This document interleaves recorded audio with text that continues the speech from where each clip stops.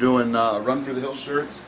We're going to be running on the 7th, so that's going to be next weekend in Bettendorf. And right now I'm working on their volunteer shirts, which volunteer shirts are specifically safety orange like this.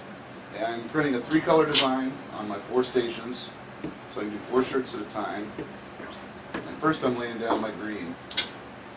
Now these are on a poly performance shirt. And everybody says, you have a hard time doing more than a couple colors on a poly. A couple things. First off, I mean, use enough stickum to get the thing stuck to the board, because even though there's no cotton in it, the heat will shrink the polyester fibers up and it'll make it lose registration. So what you want to do is, for one, only heat the part of the shirt that you need the heat. So I'm only doing that corner where the chest is, because right now I'm just working on the chest logo. Second thing is, work pretty quick. The third thing is, lay down enough ink, because polys are also famous for bleeding through ink. But like this yellow that I'm using on the orange shirt, I'm going to do two passes of yellow on it, so it gets nice and bold. So what's happening is, every time I get done printing the shirt, I run it over there, and my flash dryer dries that coat of ink. Ink like this is really cool, because really, it pretty much never dries until you hit it with 325 to 345 degrees. So it'll stay wet and you can work with it as much as you want to until it's time to dry it, as in this case where I'm putting down a second coat of yellow on top of the paler one underneath.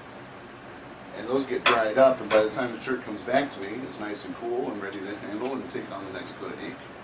So I've only got a couple more yellows to go. These are my second passes. I don't know if you can see the difference with the sunlight and everything. It's real pale, almost kind of an orange, until I hit it with another coat.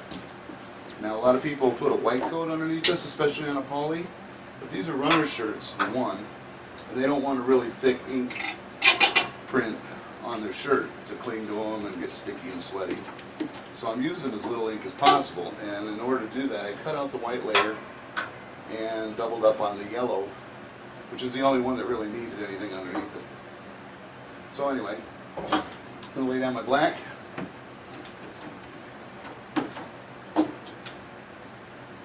Send it on over, just because I'm still, right now, the black doesn't really have to dry. I can pull it off and let it run through the conveyor dryer at the end here. But you got a rhythm going, man. So I got 2 more blacks to go, and I'll show you what we've been doing. And later on I'll show you the sleeves and everything. So even though black saturates pretty well, I still want to make sure to lay down a good coat of it on these, so no little orange spots show through.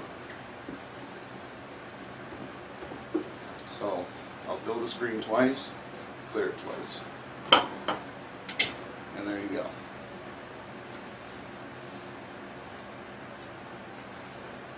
That's what it takes to print up 4 chest prints of the Run for the Hills shirt this year. I'll show you the backs and stuff later. Have a good one.